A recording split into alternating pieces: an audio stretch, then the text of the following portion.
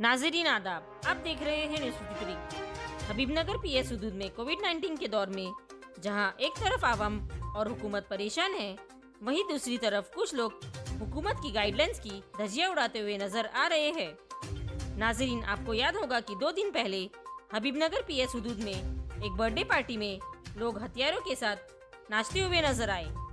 फिर एक बार हबीबनगर पीएस हुदूद में एक फंक्शन में लोग किन्नरों के साथ नाचते हुए नजर आए। न सोशल डिस्टेंस है, न चेहरे पर मास्क।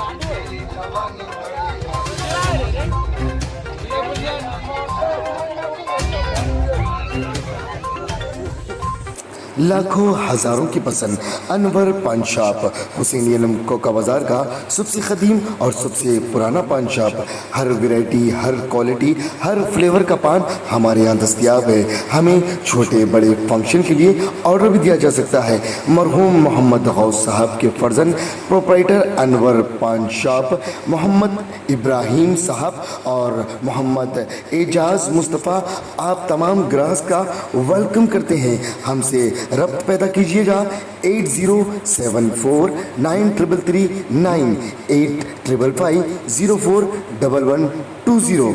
हुसैनी अलम कोका बाजार का सबसे कदीम सबसे पुराना पान शॉप अनवर पान शॉप।